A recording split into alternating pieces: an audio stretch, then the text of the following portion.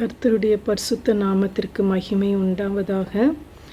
தேவன் எனக்கு அவருடைய வார்த்தையை போதிக்கும்படியாய் தந்த இந்த நல்ல தருணத்திற்காக அவருக்கு நான் நன்றி செலுத்துகிறேன்.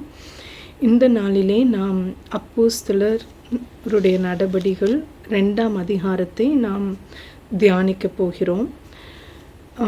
உங்கள் வேதாகமத்தை எடுத்துக்கொள்ளுங்கள். அப்போஸ்தலர் 2ஆம் அதிகாரம் 1ஆம் வசனம். பெந்தேகோஸ்தே என்னும் நாள் வந்தபோது அவர்கள் எல்லாரும் ஒருமனப்பட்டு ஓரிடத்தில் வந்திருந்தார்கள். பெந்தேகோஸ்தே என்னும் நாள், அது பெந்தேகோஸ்தே என்பது 50வது நாளை குறிக்கிறது. இயேசு கிறிஸ்து அவர் உயிர் தெழுந்து 50வது நாள். அப்போஸ்தலர் 1ஆம் அதிகாரத்தில் நம்ம தியானித்தோம். 3ஆம் வசனம். அவர் பாடுபட்ட பின்பு 40 நாளளவும் அப்போஸ்தலருக்கு தரிசனமாகி தேவனுடைய ராஜ்யத்துக்குரியவைகளை அவர்களுடனே பேசி அநேகம் தெளிவான திருஷ்டாந்தங்களினாலே அவர்களுக்கு தம்மை உயிரோடு இருக்கிறவராக காண்பித்தார். அவர் உயிர் தெழுந்து 40 நாட்கள் அப்போஸ்தலருக்கு தரிசனமானார். அதுக்கப்புறம் அவர் ஒலிவ மலையில் அவர்களுடைய கண்களுக்கு முன்னாக எடுத்துக்கொள்ளப்பட்டார். அதுக்கப்புறம் அப்போதான் இயேசு கிறிஸ்து அவங்களுக்கு ஒரு கட்டளை கொடுக்குறார். பிதா கொடுத்த வாக்கு தத்தம், அது 1ஆம் அதிகாரம் 5ஆம் வசனத்தில் இருக்குது. நீங்கள் அந்த வாக்கு தத்தம் நிறைவேற பரிசுத்த ஆவியினால் உண்டாகிற ஞான ஸ்நானத்தை நீங்கள் பெற்றுக்கொள்கிறதுக்கு நீங்கள் எருசலேமில் காத்துருங்க அப்படின்னு வாக்கு கொடுக்குறார். அவர் எடுத்துக்கொள்ளப்பட்டு அதுக்கப்புறம் அவங்க அந்த மேல் வீட்டறையில் சீஷர்கள், அப்போஸ்தலர் அந்த 11 பேர், அப்புறம் யூதாஸ் காரியத்துக்கு பதிலாக மத்தியான்கிற அவர் 12 பேரும், அப்புறம் 1ஆம் அதிகாரத்தில் நம்ம 15ஆம் வசனம் பார்த்தோன்னா, அந்நாட்களிலே சீஷர்களில் ஏறக்குறைய 120 பேர் கூடியிருந்தபோது, அவங்க 120 பேர் மொத்தமாக இயேசு கிறிஸ்துவுடைய தாயார், சகோதரர்கள், அதுக்கு முந்தின வசனத்தில் இருக்குது. 1ஆம் அதிகாரம் 13, 14ஆம் வசனங்களில். இவங்க எல்லாருமே அவங்க அந்த மேல் வீட்டறையில் அவங்க இயேசு கிறிஸ்து சொன்ன வாக்கு தத்தம் நிறைவேறும்படியாக அவங்க பரிசுத்த ஆவியானவரால் உண்டாகிற ஞான ஸ்நானத்துக்காக அவங்க காத்திருந்தாங்க, ஜெபித்து கொண்டு இருந்தாங்க, வேதத்தை தியானித்து கொண்டு இருந்தாங்க. அவங்க 10 நாட்கள் இதை பண்ணிட்டு இருந்திருக்காங்க. 10வது நாள் தான் இது நடக்குது. 50வது நாள், அதுதான் பெந்தேகோஸ்தே நாள். என்ன சம்பவம் நடக்குது அப்படின்னா, 2ஆவது வசனத்தில், அப்பொழுது பலத்த காற்று அடிக்கிற முழக்கம் போல வானத்திலிருந்து சடிதியாய் ஒரு முழக்கம் உண்டாகி அவர்கள் உட்கார்ந்திருந்த வீடு முழுவதையும் நிரப்பிற்று. பெரிய சத்தம் உண்டாகுது, ஒரு இடி மாதிரி ஒரு சத்தம். அவங்களுக்கு மட்டும் அந்த சத்தம் கேட்கல, அங்கே இருந்த அந்த அறையில் இருந்தவங்களுக்கு மட்டும் கேட்கல, எருசலேமில் இருந்த அநேகருக்கும் அந்த சத்தம் கேட்டுச்சு. அது நம்ம பின்னாடி பார்க்கலாம். அதேமாரி காற்று, பள்ளத்த காற்று அந்த அறைக்குள்ளே வீசிச்சு. அதுக்கப்புறம் 3ஆவது வசனம், அல்லாமலும் அக்கினிமயமான நாவுகள் போல பிரிந்திருக்கும் நாவுகள் அவர்களுக்கு காணப்பட்டு அவர்கள் ஒவ்வொருவர் மேலும் அமர்ந்தது. அவங்க கண்கூட பார்க்குறாங்க, அக்கினிமயமான நாவுகள் போல் பிரிந்திருக்கும் நாவுகள் அங்கே காத்து கொண்டிருந்த ஆவியானவருடைய பரிசுத்த ஆவியானவருடைய ஞான ஸ்நானத்துக்காக காத்து கொண்டிருந்த ஒவ்வொருவர் மேலும் அந்த நாவு அக்கினி நாவு இறங்குது. அவங்க கண்களுக்கு தெரியுது. 4ஆம் வசனம், அவர்கள் எல்லாரும் பரிசுத்த ஆவியினாலே நிரப்பப்பட்டு ஆவியானவர் தங்களுக்கு தந்தருளின வரத்தின்படியே வெவ்வேறு பாஷைகளிலே பேசத் தொடங்கினார்கள். வெவ்வேறு பாஷைகள்னா அவங்க அறியாத, உதாரணத்துக்கு நம்மளுக்கு தமிழ் தெரியும் அப்படின்னா தமிழ் பேசுகிறோம். அந்நிய பாஷைங்கிறது நம்ம கற்றுக்கொள்ளாத, தெரிந்து கொள்ளாத மொழியில் பேசுகிறது. அதுமாரி தான் இவங்க எல்லாருமே பேச தொடங்கிட்டாங்க. 5வது வசனம், வானத்தின் கீழ் இருக்கிற சகல தேசத்தாரிலும் இருந்து வந்த தேவ பக்தியுள்ள யூதர்கள் அப்பொழுது எருசலேமிலே வாசம் பண்ணினார்கள். இப்போ வானத்தின் கீழ் இருக்கிற எல்லா தேசங்களிலும் இருந்து தெய்வ பக்தியுள்ள யூதர்கள் அந்த காலத்தில் என்ன பண்ணியிருந்தாங்கன்னா எருசலேமில் வாசம் பண்ணிட்டு இருந்தாங்க. 6வது வசனம், அந்த சத்தம் உண்டான போது, அப்போ இந்த சத்தம் அவங்களுக்கு மட்டும் கேட்கல, வெளியிலையும் கேட்டிருக்கு. அப்போ அந்த சத்தத்தை கேட்டு திரளான ஜனங்கள் கூடி வந்து, அப்போ அவங்க இருந்த இடத்துக்கு திரளான ஜனக்கூட்டம் கூடி வராங்க. தங்கள் தங்கள் பாஷையிலே அவர்கள் பேசுகிறதை அவர்கள் கேட்டபடியினாலே கலக்கமடைந்தார்கள். அப்போ தேசம் எங்கிலும் உள்ள யூதர்கள், அப்போ அவங்களுடைய தாய்மொழி வேறு மொழியாக இருக்கும், எபிரேய மொழி இல்லாமல் வேறு மொழிகள். அப்போ அந்த மொழிகளை இவங்க அந்த காத்து கொண்டிருந்தாங்க இல்லையா பரிசுத்தாவினுடைய ஞானஸ்நானத்தை பெறுறதுக்கு, அவங்க பேசுகிறத கேட்கும்போது இவங்களுக்கு ரொம்ப ஒரு எப்படி இவங்க கற்றுக்கொள்ளாத ஒரு பல மொழிகளில் பேசுகிறாங்க, நம்ம தாய்மொழியிலலாம் இவங்க பேசிகிட்ருக்காங்களே அப்படின்ட்டு ஒரு எண்ணம் அவங்கக்குள்ளே வருது. இப்போ 7வது வசனம், எல்லாரும் பிரமித்து ஆச்சரியப்பட்டு ஒருவரை ஒருவர் பார்த்து, இதோ பேசுகிற இவர்கள் எல்லாரும் கலிலேயர் அல்லவா. அப்போ கலிலேயர் அராமிக் அப்படிங்கிற ஒரு மொழியை பேசுகிறவங்க. அப்போ அவங்களுடைய தாய்மொழியாகிய அராமிக் மொழியை இல்லாமல் வெவ்வேறு பாஷைகளை பேசுகிறாங்க. அப்போது 8வது வசனம், அப்படி இருக்க நம்மில் அவர்களுடைய ஜென்ம பாஷைகளிலே இவர்கள் பேச கேட்கிறோமே, இதெப்படி. அப்போ அவங்களுடைய அந்த ஆச்சரியப்பட்டு பார்க்குறாங்க இல்லையா, சத்தத்தை கேட்டு இங்கே என்ன நடக்குது அப்படின்னு பார்த்தவங்களுடைய ஜென்ம பாஷையில் அங்கே காத்து கொண்டு இருந்தவங்க, பரிசுத்தாவினுடைய அபிஷேகத்துக்காக காத்து கொண்டு இருந்தவங்க பேசிகிட்டு இருந்தாங்க. அதை பார்த்து இவங்களுக்கு ரொம்ப ஒரு பிரமிப்பு உண்டாச்சு. 9வது வசனம், 9ஆம் வசனமும் 10ஆம் வசனமும் 11ஆம் வசனமும் எதை சொல்லுதுன்னா,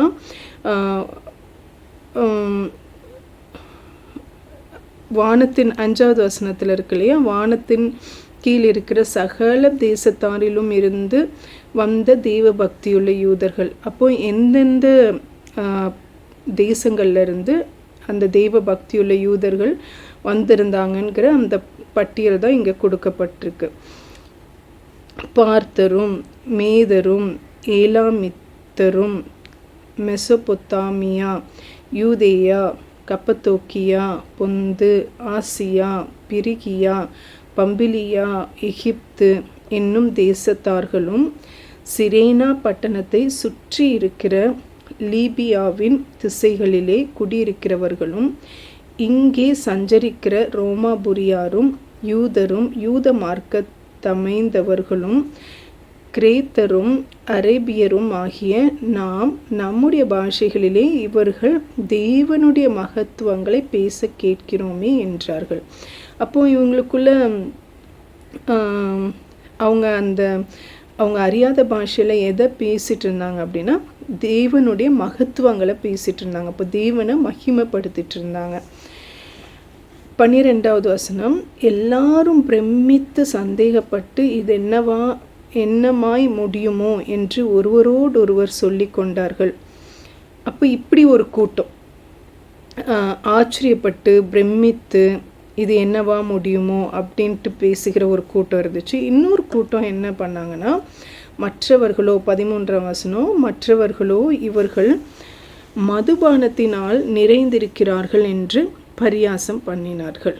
அப்போது ரெண்டு கூட்டத்தார் இவங்களை பரிசுத்தாவியனருடைய ஞானஸ்நானத்திற்காக காத்திருந்தவர்களுக்குள் உண்டான அவங்க அந்த பரிசுத்த ஆவியானவர் தந்த வரத்தின்படி அவங்க பேசின வெவ்வேறு பாஷைகளை பார்த்து ஒரு கூட்டம் அவங்க ஆச்சரியப்பட்டாங்க, பிரமிப்படைந்தாங்க.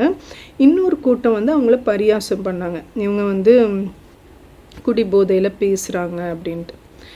அப்போ 14ஆம் வசனம், அப்பொழுது பேதுரு 11 கூட நின்று அவர்களை நோக்கி, உரத்த சத்தமாய்.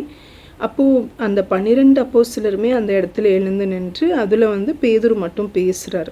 அவர் என்ன சொல்கிறாருன்னா, யூதர்களே, எருசலேமில் வாசம் பண்ணுகிற ஜனங்களே, நீங்கள் எல்லாரும் அறிந்து கொள்வீர்களாக, என் வார்த்தைகளுக்கு செவி கொடுங்கள். அப்போது இவர் எழுந்து நின்று ஒரு காரியத்தை அவங்களுக்கு புரிய வைக்கிறார்.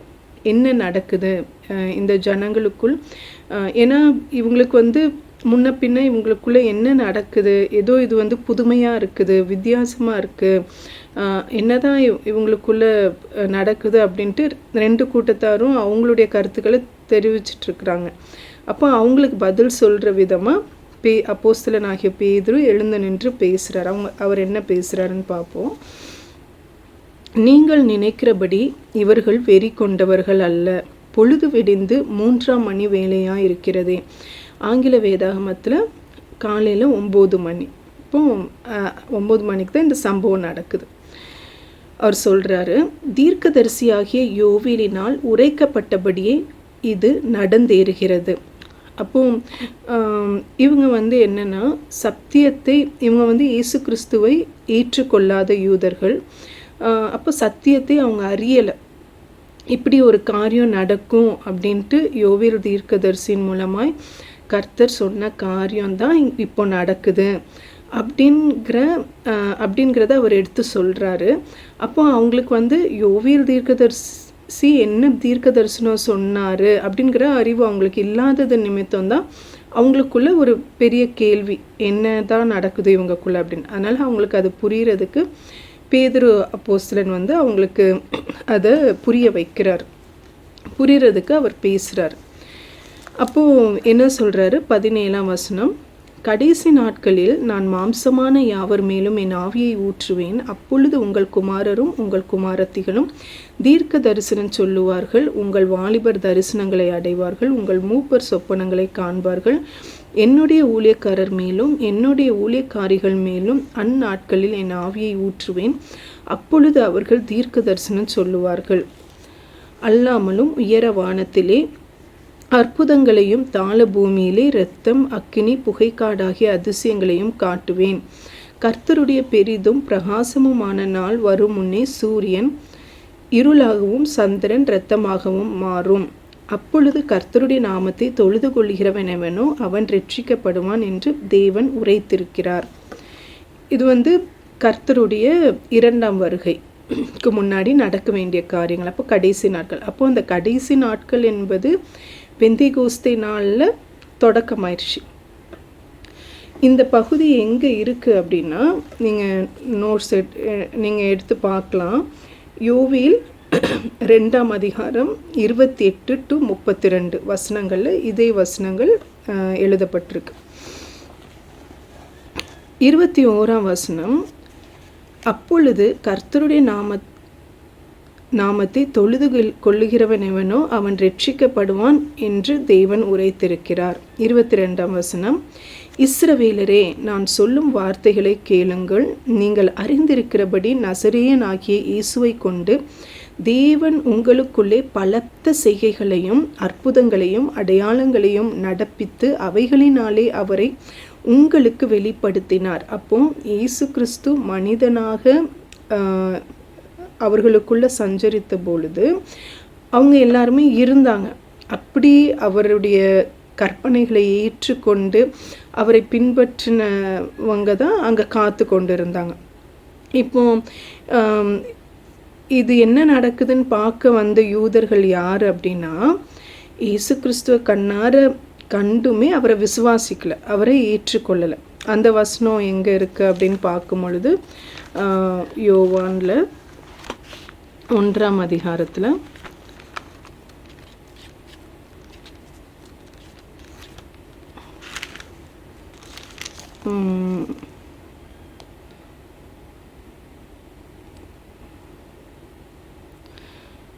11ஆம் வசனம், அவர் தமக்கு சொந்தமானதிலே வந்தார், அவருக்கு சொந்தமானவர்களோ அவரை ஏற்றுக்கொள்ளவில்லை. அப்போ அந்த யூதர்களில் நிறைய பேர் அவரை ஏற்றுக்கொள்ளலை. இவர் தான் ரட்சகர், நம்மளை ரட்சிக்க வந்தவர் அப்படிங்கிறத அவங்க ஏற்றுக்கொள்ளலை. அப்போ அப்படிப்பட்ட அந்த யூத குரூப்கிட்ட தான் பேதுரு அப்போஸ்தலன் பேசுகிறார், அவங்களுக்கு ஒரு அறிவை உண்டாக்குறார். இவங்க இப்போ நீங்கள் பார்க்குற இந்த சம்பவம் வந்து யோவேல் தீர்க்கதரிசி மூலமாக கர்த்தர் உரைத்த சம்பவம் அப்படின்ட்டு. அப்புறம் அவர் அவங்களுக்கு என்ன புரிய வைக்கிறார்னா, நீங்கள் ஏற்றுக்கொள்ளலை இயேசு கிறிஸ்துவை. அவர் வந்து எத்தனையோ அற்புதங்களை செஞ்சார், பலத்த செய்கைகளை செஞ்சார், அடையாளங்களை செஞ்சார். ஆனால் அவர் வந்து அதன் மூலமாக வெளிப்படுத்தினார், அவரையே அவர் உங்களுக்கு வெளிப்படுத்தினார். 23ஆம் வசனம், அப்படி இருந்தும் தேவன் நிர்ணயித்திருந்த ஆலோசனையின்படியையும் அவருடைய முன் அறிவின்படியையும் ஒப்பு கொடுக்கப்பட்ட அந்த இயேசுவை நீங்கள் பிடித்து அக்கிரமக்காரருடைய கைகளினாலே சிலுவையில் ஆணி அடைத்து கொலை செய்தீர்கள். அப்போ அவங்க செஞ்ச காரியத்தை அவங்களுக்கு எடுத்து சொல்கிறார். 24ஆம் வசனம், தேவன் அவருடைய மரண உபாதிகளின் கட்டை அவிழ்த்து அவரை எழுப்பினார். அவர் மரணத்தினால் கட்டப்பட்டிருக்க கூடாதிருந்தது. 25ஆம் வசனம், அவரை குறித்து தாவீது, கர்த்தரை எப்பொழுதும் எனக்கு முன்பாக நிறுத்தி நோக்கி கொண்டிருக்கிறேன், நான் அசைக்கப்படாதபடி அவர் என் வலது பாரிசத்திலே இருக்கிறார். அதனாலே என் இருதயம் மகிழ்ந்தது, என் நாவு களி கூர்ந்தது, என் மாம்சமும் நம்பிக்கையோடு தங்கியிருக்கும். என் ஆத்துமாவை பாதாளத்தில் விடீர், உம்முடைய பரிசுத்தர் அழிவை காண ஒட்டீர். ஜீவ மார்க்கங்களை எனக்கு தெரியப்படுத்தினீர், உம்முடைய சன்னிதானத்திலே என்னை சந்தோஷத்தினால் நிரப்புவீர் என்று சொல்லுகிறான். இப்போ இது வந்து எங்கே எழுதப்பட்டிருக்கு அப்படின்னு பார்க்கும் பொழுது, சங்கீதம் 16ஆம் அதிகாரம் 8 to 11 தாவீது வந்து இந்த வசனங்களை சொல்லியிருக்கிறார். அப்போது இதெல்லாம் வந்து அவங்களுக்கு அறிவு இல்லாததுனால பேதுரு வந்து அவங்களுக்கு எடுத்து சொல்கிறார். சத்தியத்தில் எழுதப்பட்டிருக்கிற தீர்க்கமான காரியங்களை சொல்லி அவங்களுக்கு நடக்கிற காரியங்களை புரிய வைக்கிறார். 29ஆவது வசனம், சகோதரரே, கோத்திர தலைவனாகிய தாவீதை குறித்து நான் உங்களுடனே தைரியமாய் பேசுகிறதற்கு இடம் கொடுங்கள். அவன் மரணம் அடைந்து அடக்கம் பண்ணப்பட்டான். அவனுடைய கல்லறை இந்நாள் வரைக்கும் நம்மிடத்தில் இருக்கிறது. அவன் தீர்க்கதரிசியாய் இருந்து உன் சிங்காசனத்தில் வீற்றிருக்க மாம்சத்தின்படி உன் சந்ததியிலே கிறிஸ்துவை எழும்ப பண்ணுவேன் என்று தேவன் தனக்கு சத்தியம் பண்ணினதை அறிந்தபடியால் அவன் கிறிஸ்துவினுடைய ஆத்துமா பாதாளத்தில் விடப்படுவதில்லை என்றும் அவருடைய மாம்சம் அழிவை காண்பதில்லை என்றும் முன்னறிந்து அவர் உயிர்த்தெழுதலை குறித்து இப்படி சொன்னான். இந்த இயேசுவை தேவன் எழுப்பினார், இதற்கு நாங்கள் எல்லாரும் சாட்சிகளாக இருக்கிறோம். இப்போ இந்த வசனங்கள் வந்து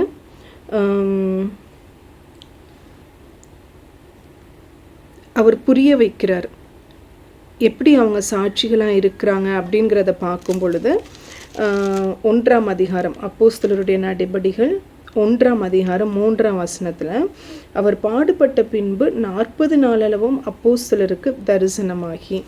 அப்போ அவங்களுக்கு இவங்க வந்து சாட்சியாக இருக்கிறாங்க, இயேசு கிறிஸ்து உயிரோடு எழுந்தருளினார் அப்படிங்கிறது. அதை வந்து அவங்கள்ட்ட சொல்கிறார் அவர். நாங்கள் வந்து அவர் தேவன் வந்து இயேசு கிறிஸ்துவ மரணத்திலிருந்து எழுப்புனதுக்கு நாங்கள் சாட்சிகளாக இருக்கிறோம் அப்படின்னு. 33ஆம் வசனம், அவர் தேவனுடைய வலது கரத்தினாலே உயர்த்தப்பட்டு பிதா அருளிய வாக்குத்தத்தத்தின்படி பரிசுத்த ஆவியை பெற்று நீங்கள் இப்பொழுது காண்கிறதும் கேட்கிறதும் ஆகிய இதை பொழிந்தருளினார். அப்போ இயேசு கிறிஸ்து வாக்குத்தத்தம் பண்ணினது நடந்திருக்கு. பரிசுத்த ஆவியானவரால் உண்டான ஞானஸ்நானம் தான் அவங்க இப்போ பார்க்குறாங்க கண் முன்னாடி அப்படிங்கிறத அவங்களுக்கு புரிய வைக்கிறார். 34ஆம் வசனம், 34, 35ஆம் வசனங்கள் எதில் இருக்குன்னா சங்கீதம் 110:1 இருக்குது. தாவீது பரலோகத்திற்கு எழுந்து போகவில்லையே, நான் உம்முடைய சத்துருக்களை உமக்கு பாதப்படியாக்கி போடும் வரைக்கும் நீர் என் வலது பாரிசத்தில் உட்காரும் என்று கர்த்தர் என் ஆண்டவருடனே சொன்னார் என்று அவனே சொல்லி இருக்கிறான்.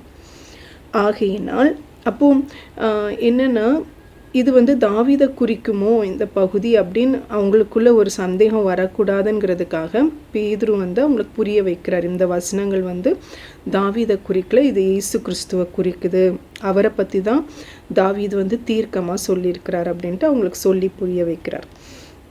36வது வசனம், ஆகையினால் நீங்கள் சிலுவையில் அறைந்த இந்த இயேசுவையே தேவன் ஆண்டவரும் கிறிஸ்துவும் ஆக்கினார் என்று இஸ்ரவேல் குடும்பத்தார் யாவரும் நிச்சயமாய் அறிய கடவர்கள் என்றான்.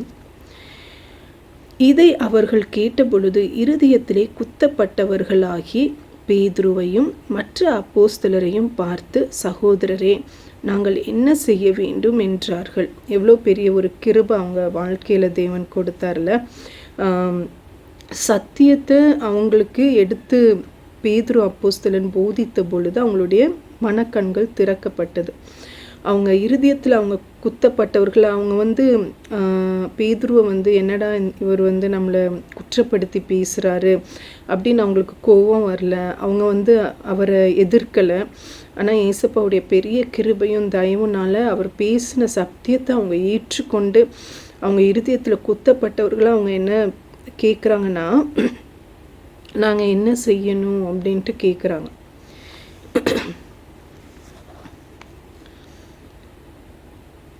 38வது வசனம், பேதுரு அவர்களை நோக்கி, நீங்கள் மனம் திரும்பி ஒவ்வொருவரும் பாவ மன்னிப்புக்கென்று இயேசு கிறிஸ்துவின் நாமத்தினாலே ஞான ஸ்நானம் பெற்றுக்கொள்ளுங்கள், அப்பொழுது பரிசுத்த ஆவியின் வரத்தை பெறுவீர்கள்.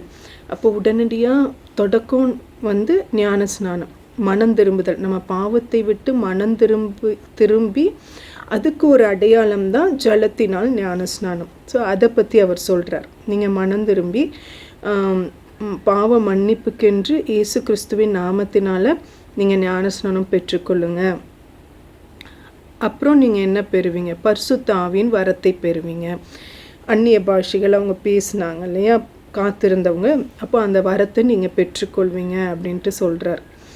39, வாக்குத்தத்தமானது உங்களுக்கும் உங்கள் பிள்ளைகளுக்கும் நம்முடைய தேவனாகிய கர்த்தர் வரவழைக்கும் தூரத்தில் உள்ள யாவருக்கும் உண்டாயிருக்கிறது என்று சொல்லி. அப்போ வாக்குத்தத்தம் நம்ம பிதாவுடைய வாக்குத்தத்தம்னு பார்த்தோம் 1ஆம் அதிகாரத்தில் 5ஆம் வசனத்தில். இயேசு கிறிஸ்து அப்போஸ்தலருக்கு சொல்கிறார், ஆகையால் நீங்கள் எருசலேமை விட்டு போகாமல் என்னிடத்தில் கேள்விப்பட்ட பிதாவின் வாக்குத்தத்தம் நிறைவேற காத்திருங்கள் என்று கட்டளையிட்டார். அப்போ பிதாவின் வாக்குத்தத்தம், இங்கே வாக்குத்தத்தமானதுன்னா பரிசுத்தாவினால் பெறக்கூடிய ஞானஸ்நானம், இது எல்லாருக்கும் உரியது அப்படின்னு சொல்கிறார் பேதுரு. 40வது வசனம், இன்னும் அநேக வார்த்தைகளாலும் சாட்சி கூறி மாறுபாடுள்ள இந்த சந்ததியை விட்டு விலகி உங்களை ரட்சித்து கொள்ளுங்கள் என்றும் புத்தி சொன்னான். ஹல்லேலூயா. இப்போ நம்ம ரட்சிக்கப்படுவதுக்கு நம்ம செய்ய வேண்டிய ஒரு காரியம் இருக்குது. அது என்னன்னா, மாறுபாடுள்ள இந்த சந்ததியை விட்டு விலகணும். ஹல்லேலூயா. அப்போது நம்ம தேவனுடைய சித்தம் நம்ம வாழ்க்கையில் நிறைவேறக்கூடாதபடிக்கு என்னென்ன தேவையில்லாத காரியங்கள் நமக்குள்ளே இருக்குதோ, மாறுபாடுள்ள காரியங்கள், உறவுகள், தேவையற்ற உறவுகள், இந்த காரியங்களில் எல்லாம் நம்ம அவைகளை விட்டு விலகும் போது தான் நமக்குள் ரட்சிப்பு உண்டாகும். தேவனுடைய சித்தமும் திட்டமும் விருப்பமும் நம்ம வாழ்க்கையில் எப்போ நிறைவேறும்னா, அவர் சொல்லுகிற காரியங்களுக்கு எல்லாம் நம்மளை விட்டு கொடுக்கும் பொழுது தான் அவருடைய நாமம் நம்ம வாழ்க்கையில் மகிமைப்படும். ஹல்லேலூயா. அப்போ 41ஆம் வசனம், அவனுடைய வார்த்தையை சந்தோஷமாக ஏற்றுக்கொண்டவர்கள் ஞான ஸ்நானம் பெற்றார்கள். ஹல்லேலூயா. அப்போ எவ்வளோ பெரிய ஒரு பாக்கியம். பேதுரு பேசின வார்த்தைகளை அவங்க சந்தோஷமாக ஏற்றுக்கொண்டாங்க. ஹல்லேலூயா. அன்றைய தினம் ஏறக்குறைய 3000 பேர் சேர்த்து கொள்ளப்பட்டார்கள். எவ்வளோ பெரிய ஒரு கிருபை, தேவன் அருளின தயவு. அப்போது 3000 பேர் என்ன பண்ணாங்க? பேதுரு அப்போஸ்தலன் பேசின வார்த்தைகளை ஏற்றுக்கொண்டு அவங்க பாவங்களை விட்டு மனம் திரும்பி அவங்க அதற்கேற்ற இயேசு கிறிஸ்துவின் நாமத்தினாலே ஞானஸ்நானம் எடுத்தாங்க. அவங்க மாறுபாடான சந்ததியை விட்டு தங்களை விலக்கி கொள்ளணுங்கிற ஒரு தீர்மானத்தை அவங்க இருதயத்தில் எடுத்தாங்க. 42ஆம் வசனம், அவர்கள் அப்போஸ்தலருடைய உபதேசத்திலும் அந்நியோன்யத்திலும் அப்பம் பிற்குதலிலும் ஜெபம் பண்ணுதலிலும் உறுதியாய் தரித்திருந்தார்கள். அப்போ அவங்க இந்த காரியங்களுக்கு அவங்களுடைய வாழ்க்கையில் முக்கியத்துவத்தை கொடுத்தாங்க, முதன்மையான இடத்தை கொடுத்தாங்க. அப்போஸ்தலர்கள் ஆண்டவருடைய வார்த்தையை உபதேசித்தாங்க, அதை உட்காந்து கேட்டாங்க. அந்யோன்யம்னா ஐக்கியம், தெய்வ பிள்ளைகளோடு ஐக்கியப்படுறது, அப்பம் பிற்குதல், சேர்ந்து அவங்க உணவு அந்த ஐக்கியத்தில் ஈடுபட்டாங்க. ஜெபம் பண்ணுதலிலும் அவங்க உறுதியாக தரித்திருந்தாங்க. 43ஆம் வசனம், எல்லாருக்கும் பயம் உண்டாயிற்று, அப்போஸ்தலர்களாலே அநேக அற்புதங்களும் அடையாளங்களும் செய்யப்பட்டது. விசுவாசிகள் எல்லாரும் ஒருமித்திருந்து சகலத்தையும் பொதுவாய் வைத்து அனுபவித்தார்கள். காணியாட்சிகளையும் ஆஸ்திகளையும் விற்று ஒவ்வொருவனுக்கும் தேவையானதற்கு தக்கதாக அவைகளில் எல்லாருக்கும் பகிர்ந்து கொடுத்தார்கள். அப்போது ஏழை பணக்காரர் அப்படிங்கிறது இல்லாமல் யார் யாருக்கெல்லாம் ரொம்ப வசதியானவங்களாக இருந்தாங்களோ அவங்க என்ன பண்ணாங்கன்னா, அவங்கள்ட்ட இருந்த சொத்துக்களை விற்று அவங்க அப்போஸ்தலருடைய பாதத்தில் வந்து வச்சாங்க. யார் யாருக்கு என்னென்ன தேவை இருந்துச்சோ அதன்படி அவங்க பகிர்ந்து கொண்டாங்க. 46ஆம் வசனம், அவர்கள் ஒருமனப்பட்டவர்களாய் தேவாலயத்திலே அனுதினமும் தரித்திருந்து வீடுகள் தோறும் அப்பம் பிட்டு மகிழ்ச்சியோடும் கபடமில்லாத இருதயத்தோடும் போஜனம் பண்ணி. 47ஆம் வசனம், தேவனை துதித்து ஜனங்கள் எல்லாரிடத்திலும் தயவு பெற்றிருந்தார்கள். ரட்சிக்கப்படுகிறவர்களை கர்த்தர் அனுதினமும் சபையிலே சேர்த்து கொண்டு வந்தார். ஹல்லேலூயா. அப்போது துதிக்கிறது தேவனுக்கு ரொம்ப பிடிக்கும். அவரை உயர்த்துறதும் நம்ம அவருக்கு நன்றி சொல்கிறதும். அப்போது ஒவ்வொரு நாளும் நம்ம அவருக்கு நம்ம நிறைய நேரம் நம்மளுடைய சூழ்நிலைகளும் நம்ம பிரச்சனைகளும் தான் நம்ம தியானிச்சிட்ருப்போம். ஆனால் இதை விட்டுட்டு நம்ம அவர் செஞ்ச நன்மைகள், அவர் நம்மளுக்கு கொடுத்துருக்கிற கிருபைகள், அவர் நம்மளுக்கு ஒவ்வொரு நாளும் தருகிற நம்ம அனுபவிக்கிற அவருடைய ஆசீர்வாதங்களை எண்ணி எண்ணி எண்ணி அவருக்கு நன்றி சொல்லும்போது, அவரை துதிக்கும்போது நிச்சயமாக ஆண்டவர் அதில் பிரியப்படுகிற தேவனாக இருக்கிறார். அதே போல் நாம் வீட்டிலே இருக்கிறவர்களாக இருந்தோமானால் நாம் டிவிக்கோ மொபைலுக்கோ தேவையற்ற பேச்சுக்களோ மற்றவங்களை குறை கூறுகிற பேச்சுக்களோ அதை நம்ம செய்யாமல் வேதத்தை தியானிக்கிறதுலையும், எப்படி அப்போஸ்தலர் நாட்களில் அவங்க ஜெபத்துக்கும் தேவனை துதிப்பதுக்கும் ஐக்கியப்படுறதுக்கும் அப்போஸ்தலருடைய உபதேசத்தை கேட்டாங்க. இப்போ வேதாகமம் இருக்குது நம்ம கையில்.